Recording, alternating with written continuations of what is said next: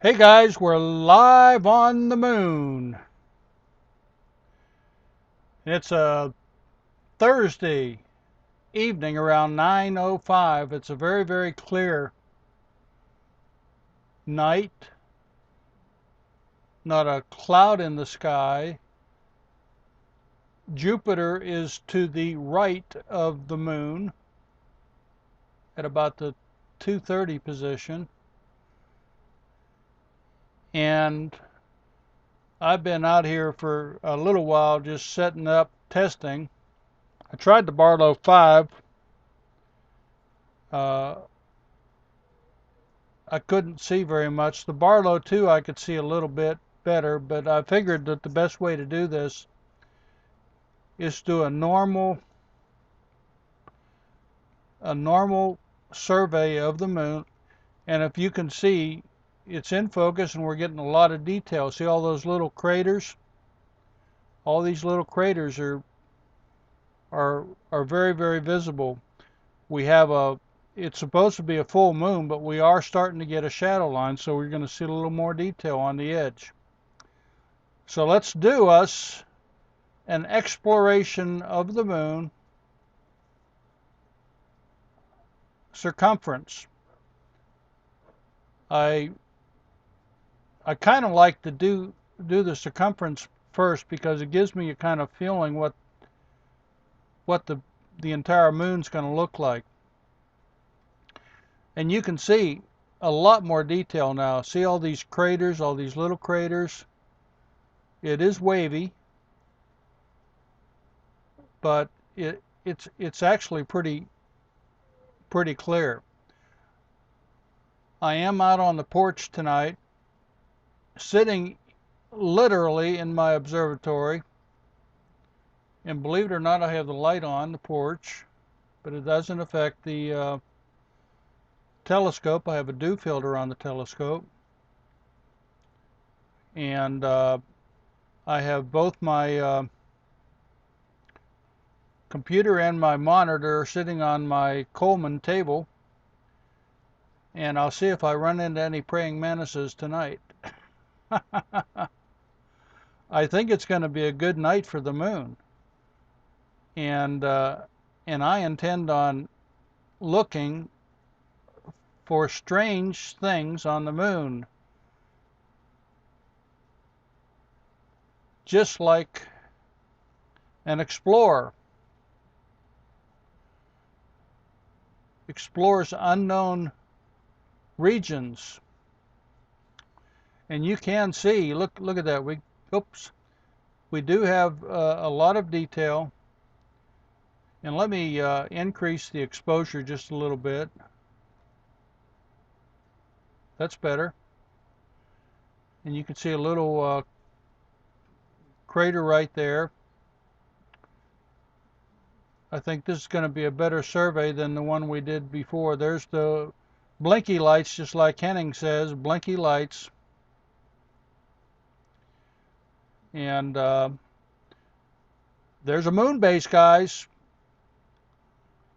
I'm sure that if I had a bigger telescope, it'd end up being a pile of rocks. But I continue to say it's an abnormal thing to see a pile of rocks in the middle of a crater.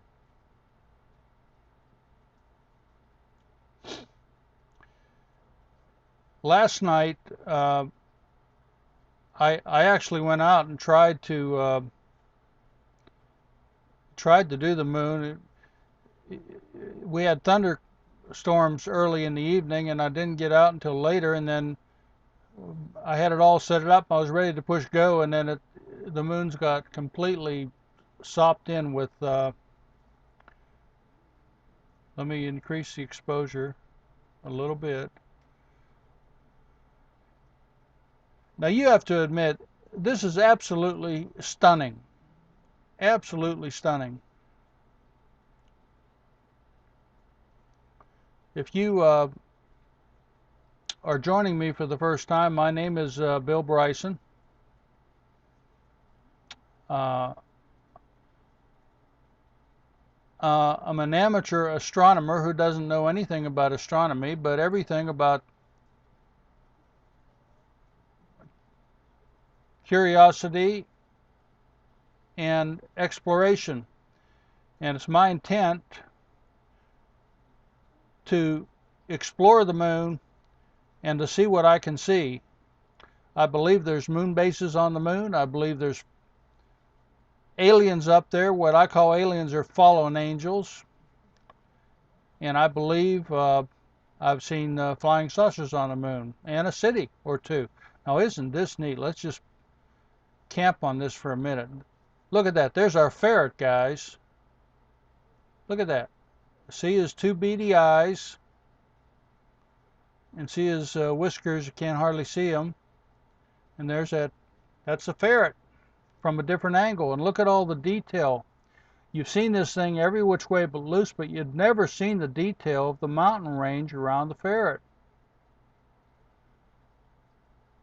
You can see the atmospherics. You're always going to have them.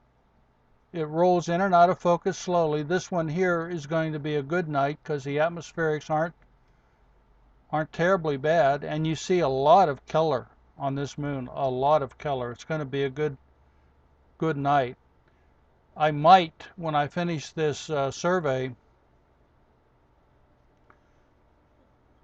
go back and try to do a Barlow 2.5. I haven't had much luck with that 5 times Barlow.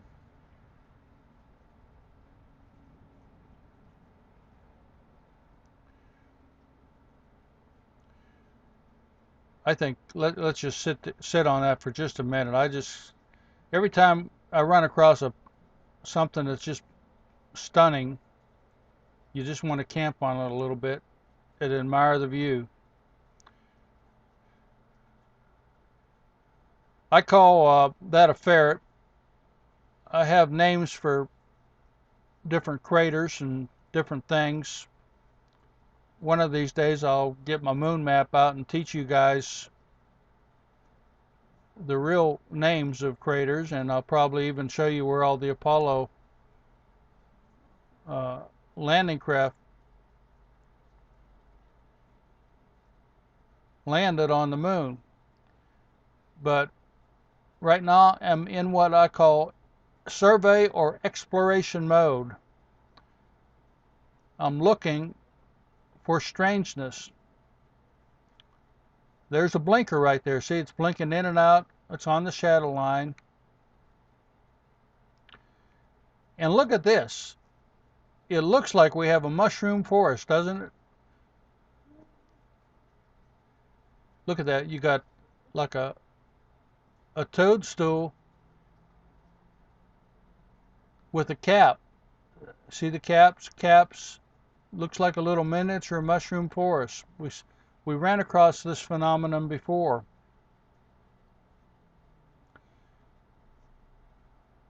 See how it's wavy in and out. And look at that. That crater right there looks like that's what I call a hornet's nest crater. See, it's got sides going right up into the air. Very, very strange.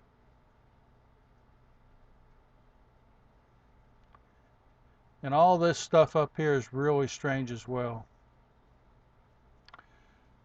I find the moon fascinating and relaxing. I go back and watch my videos and just just to relax. It's just relaxing to watch the moon.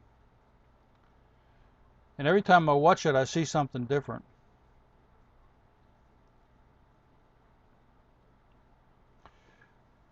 Because it's around 9:15 now, the moon is creeping up into the sky. As the moon gets higher in the sky, there will be less atmospherics.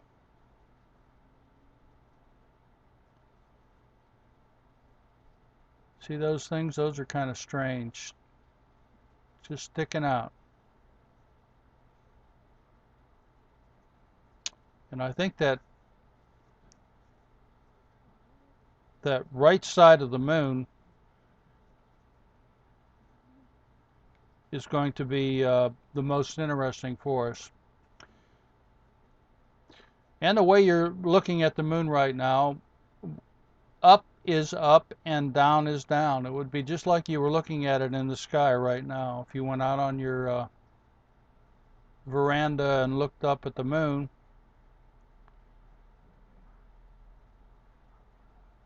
you can see the start of a shadow line in the upper right side of the moon.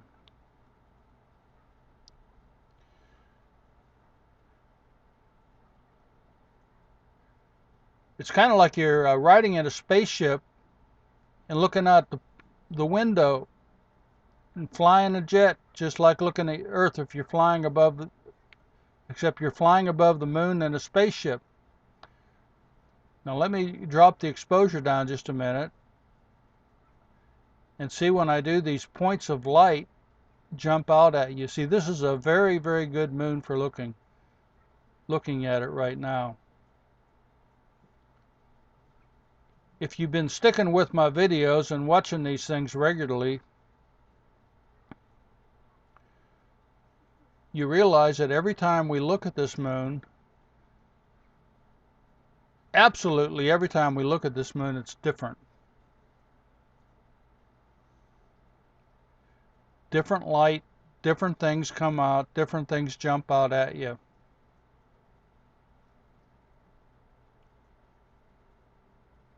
This is a beautiful looking moon tonight.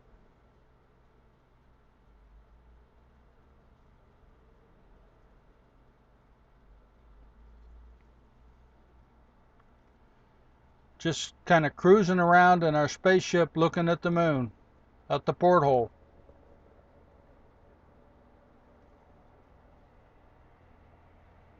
It's really pretty much in focus too. It looks real good.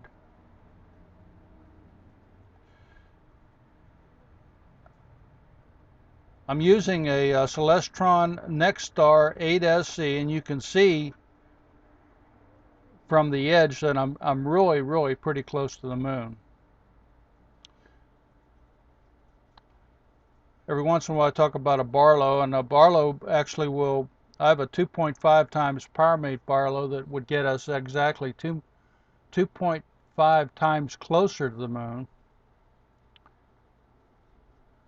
But when you do that, you always are a little more fuzzy, and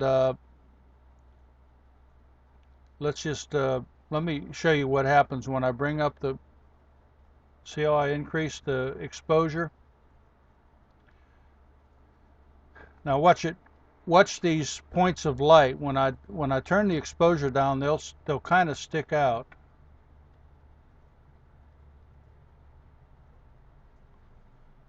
See, when you go low, they really do stick out. And I think a lot of these points of light on the moon are actually light sources.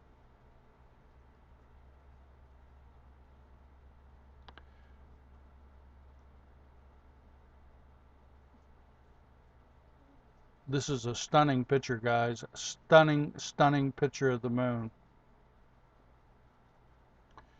What I normally do is I like to do what I call surveys. I like to go over the moon every night that I possibly can, weather permitting, and see what's changed on the moon. And every time I do go out, let me drop the exposure down a little bit so you can see that right there. If I drop the exposure down, that crater will, see how it's more pronounced.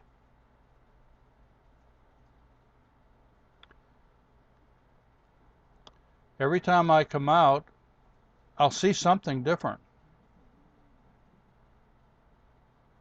Something different on the moon.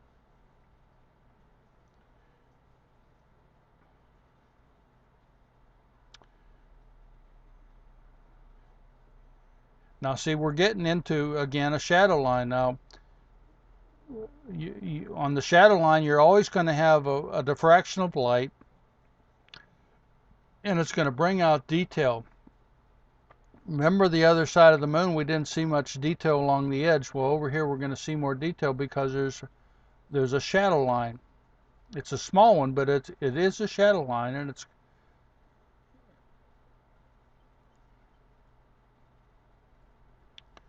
so you can see these craters. Now, tomorrow we're going to have probably 3-4 days of clear nights, and the shadow line will start slowly to creep to the left, and as it does, we'll see more and more detail.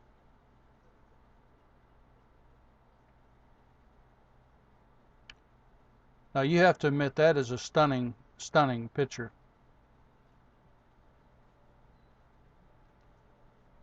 Let me drop see, when I drop the exposure down a little bit, it brings out some of these craters. You can see more detail about, these small craters.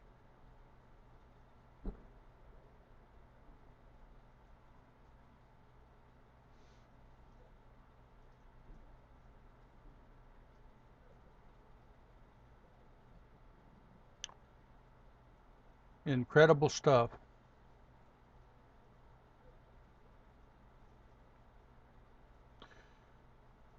We've had rain down here. I live in Texas, in a little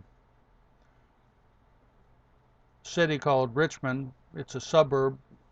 I live in the country, and it's outside of Houston, Texas.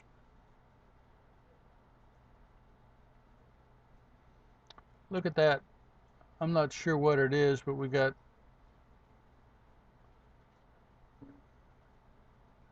an unusual looking crater there. It's not. It's like a gouge and another gouge.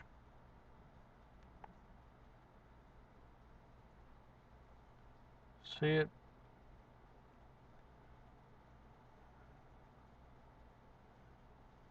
Sometimes when we see things like that, it's related to moon bases. I pay attention pretty much to what is on YouTube. There aren't that many, believe it or not, there aren't that many people that are doing moon videos, and I don't know of anybody besides Henning and me that really do kind of routine videos of the moon like I'm doing them every night if I can. I think it's just fascinating.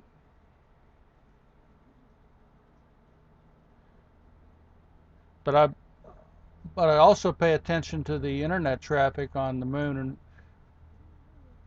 Rents had an incredible interview with a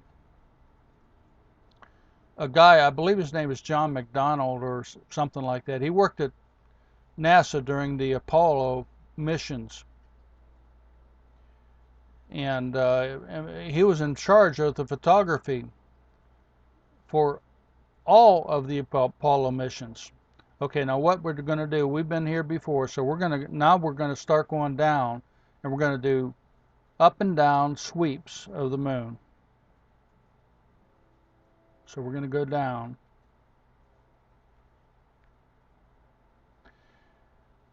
And in the course of this interview,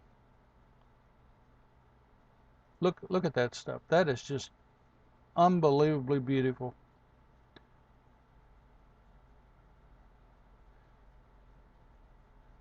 I mean, the Lord made the moon, and he made it perfect. And I think he made it hollow. And he certainly did make it beautiful. Look at all those little craters. Let me just pause it there for a second. Let's hover on that for just a minute. I'm going to drop the, let's see if something happens. Sometimes I just hover to see if I can see shadow. That's good. Let's just see if we see anything. Let's just for a minute. Anyhow, this guy, every piece of photography that came from the moon went through his purview. He was responsible for it all. And he's come out and he's indicated that on Apollo 14, when they were doing on flying on the backside of the moon, Apollo 14 were on the ground. When he was photographing the backside of the moon, and not John, but I mean, and he saw the results of all this stuff, and they had a really important meeting. There were a handful of men in the meeting, and they showed the original footage of this one crater. And there's my train. See, I'm on the porch. You can hear it. And let me just pause this for effect so I can explain. And in that crater, let's say that this was a crater, there were a bunch of domes that were in shadow in that crater. And you could clearly see that they were lit inside and that there was smoke or steam coming off of them. And it clearly looked like there were people on the moon, at least in that crater. This was during Apollo 14. Well, they took that and they took that film, and the next day they basically ran it through the lab and made another master and painted over that image. And when they showed the same film to the entire NASA people, it looked the same, except that those domes were missing. Let me drop the exposure down now. See, it's too bright. Now you can see more detail. Isn't that beautiful? So that's kind of like proving to me what I've known all along, is that NASA is just lying and deviously hiding what really is up on the moon. And that's one of the reasons I'm up here looking right now. I'm looking for strange things, anything, and if it's strange and it's on the moon and I see it, I'm going to bring it to your attention. And my theory is, if I do this every day, I am going to see strange things happen. Now look at this. This is really interesting. See all these little, I think this is that area of the moon where there's a lot of tubes. Let me turn up the exposure.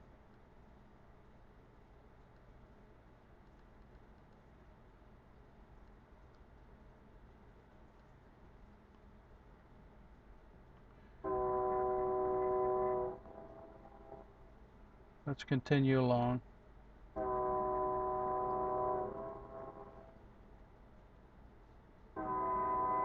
See how it's, the atmospherics, we're getting that weaving in and out again. See how it's going in and out?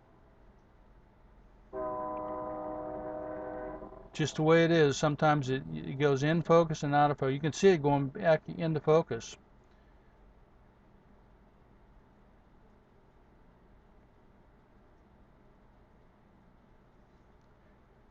And there's that thing with the skid mark that I kept on seeing before.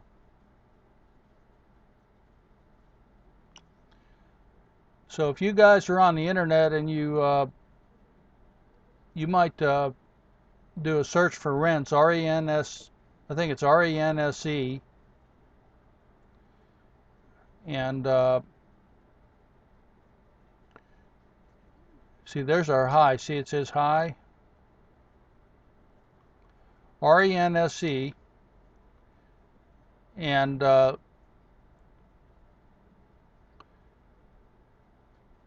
it's I think one of his most recent interviews,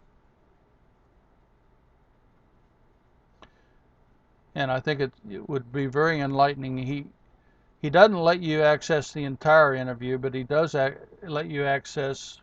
Look at all that. It looks like little bubbles. See that? And all these points of light. Let me just drop the exposure down a little bit. There you go.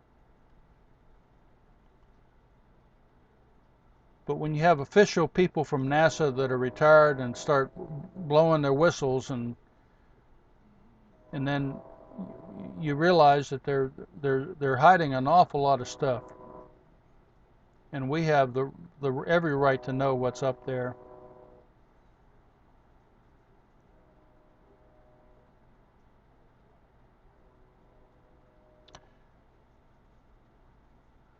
Look at that. It looks like a gouge. See that big thing right there? Just a gouge right in the moon.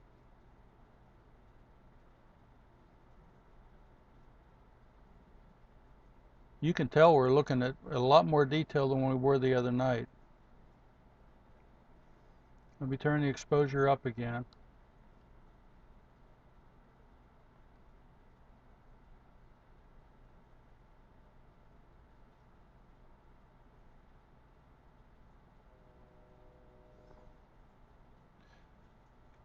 Tonight I'm using a moon filter, and well, look here. Here's our. This is Crystal Lake, what I call Crystal Lake. There's that one crater with six. See, I've got to adjust the contrast just a second. Every time you see that little thing kind of blipping at you, means the contrast is just a little bit too.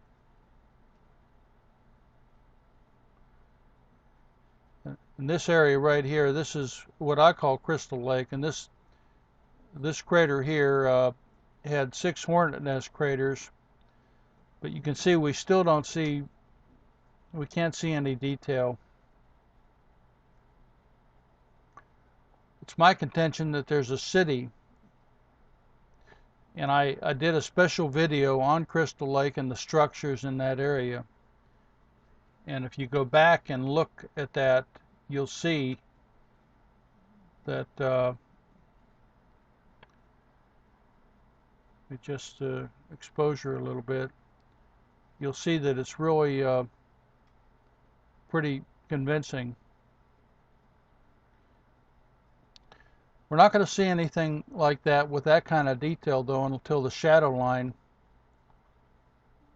moves that to our advantage. You can see the contrasting colors. I am using a moon filter tonight because the moon is a very, very bright moon. When I do use the moon filter, it does cut back on the coloration. But it was so bright that I just about didn't have any option tonight. Now look at this thing. See, these are mountains. See, sometimes the optics bring out certain things on the moon that you don't see normally. Let me increase the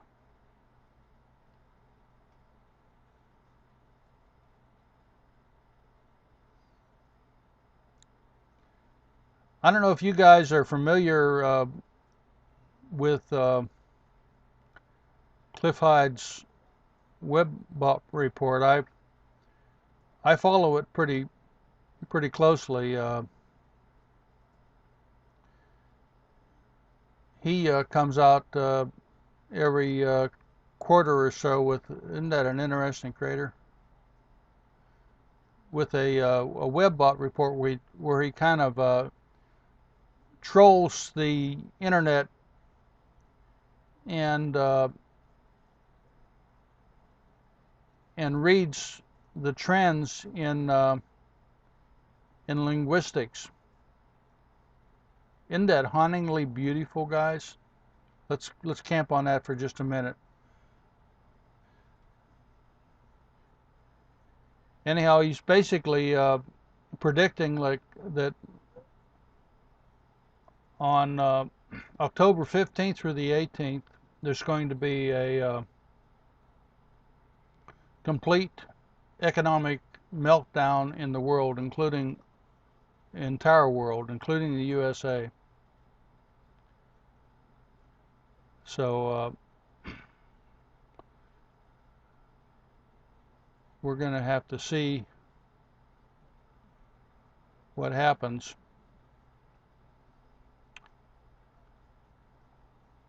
I follow things like that, but that's one of the reasons why I do the moon, to kind of get my mind off that kind of stuff. There's just so many things going on.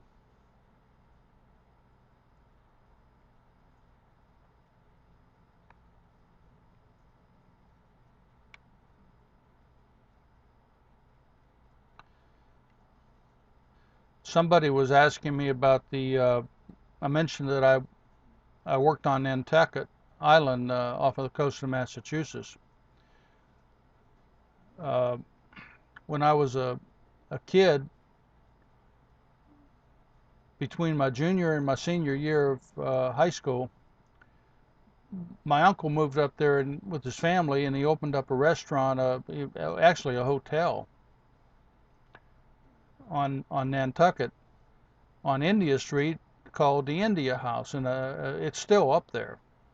Let me reduce. That's just absolutely beautiful. So I was able to go up there for an entire summer and work as a salad boy. He set me up in a boarding house, kind of a room that I rented, and uh, I bought an English bicycle up there, and then I rode down rode to work every morning on the cobblestone streets down to India Street where I worked, and it's one of the most quaintest, wonderful places in the world is Nantucket.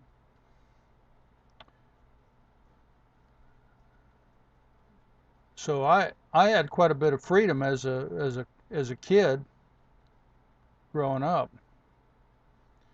and it was there that I developed my love of the ocean, the sea. Okay, now let's see how we're going to do this. I need to move over to the left. See, I'm pushing the right button now. There it goes.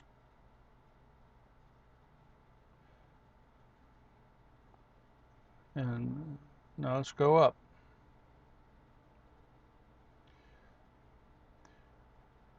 Well, I worked for Texaco for like 31 years, and I retired in '99. But part of the time that I was working for them, I worked before I went in the military. I went in the military in 72, 73, and I worked on a boat for Texaco. Believe it or not, they had a boat called the MV Trinity, and it was a seismic vessel, and I worked in the Gulf of Mexico,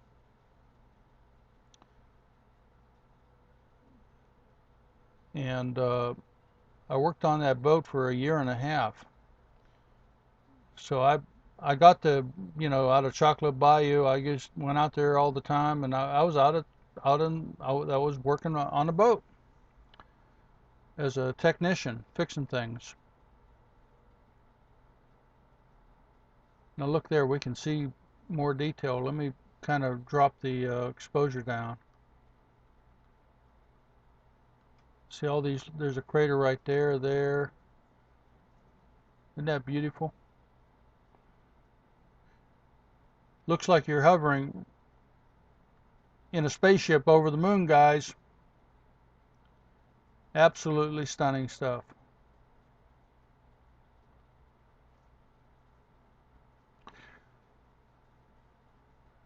Well, my last assignment with them before I went in the military, I went up to we built a boat called the MV Caribbean Seal.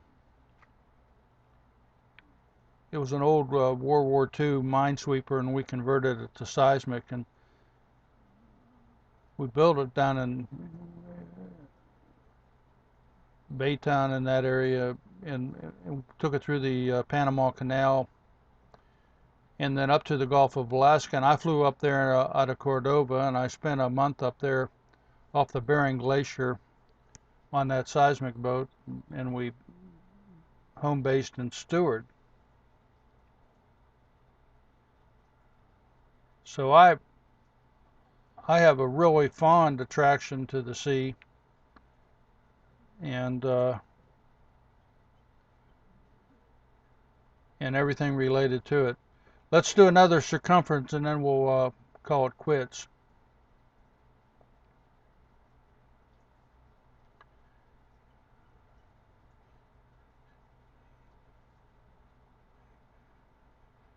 In the late 80s, I got my I went to a scuba school, and I got trained with Patty, and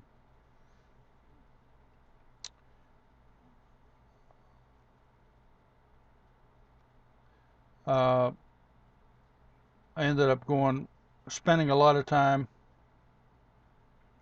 scuba diving down in the Caribbean, Cozumel. See, I'm pushing the right button, guys. You got to go up. There it goes. Jeez.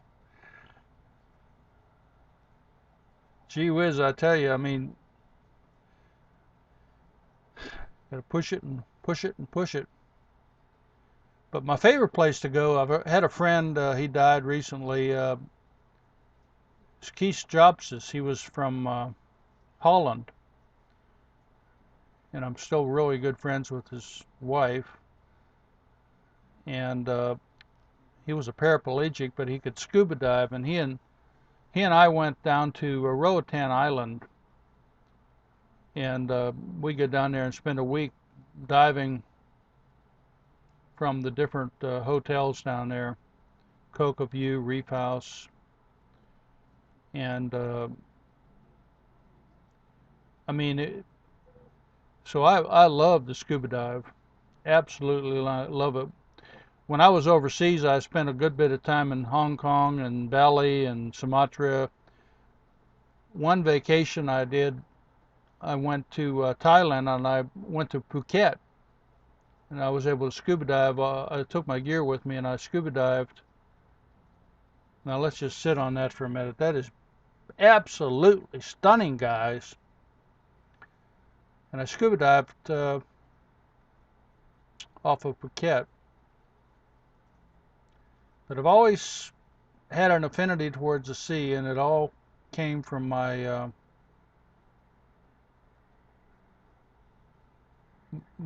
when I was between my junior and senior year of high school. I spent the summer on Nantucket Island, Massachusetts.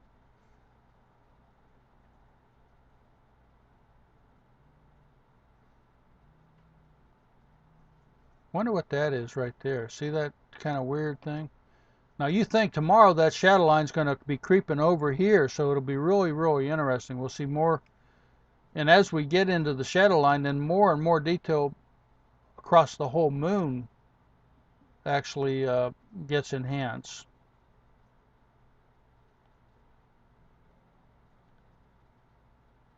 This is going to be a good survey. It's been a good session.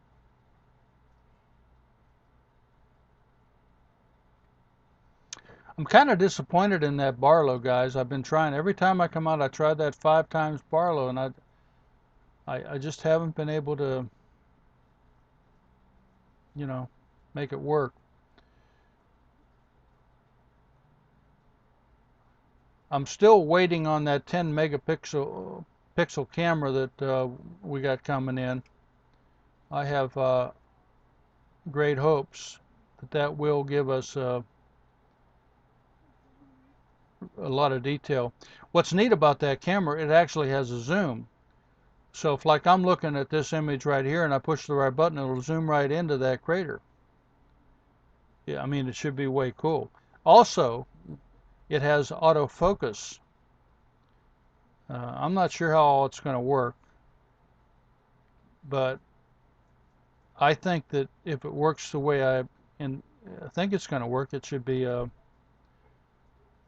incredible. I'd be able to show you the moon, for example, on one screen, the whole moon, and then zoom into one area. And then I'll be able to pause my debut video capture software and then put another lens on and go in closer. I should be able to go to the Orion Nebula and see it through the lens and then put the camera on it and show you. So I should be able to show you things that I wouldn't be able to show you with this camera, because I think that camera is very light sensitive and everything. It should.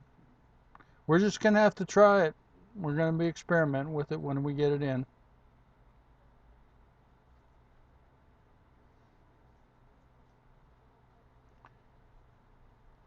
Yes, I must admit this has been a good survey. Very, very good survey. One of you is asking a question about, there's my dog, not my dog, the neighbor's dog. Question about the setup, how I can run it from in my house. I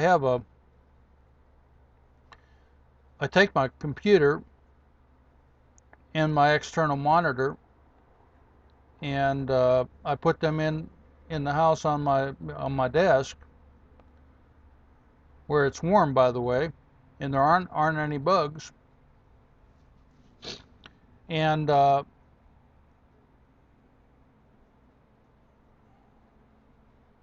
then it doesn't look like you're just flying in a spaceship, guys, exploring the moon. You're looking through your porthole.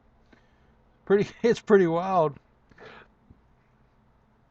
I bought this 36-foot USB. I'm going to finish up on the right side.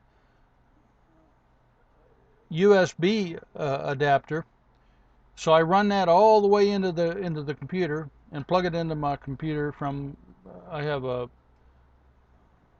an external USB adapter out here on the table, and then I bought an extension cord for the my control, and I run that. Let me turn the. We're going to finish up right here, and I run that into the. And so I can control the movement of the telescope. I have a motor control on the focus. I control the focus, and I can control everything. So when it gets freezy cold outside, old Bill can go inside and be nice and warm and control the computer in the middle of winter, moving the telescope. Okay, guys, that's it. It's been a good survey. Quite a bit of detail. Stayed in focus most of the time. We did have a little bit of atmospherics, but all in all, a good survey. Hope you have a great weekend.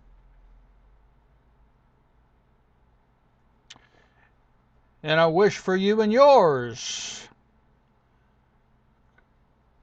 clear skies, guys.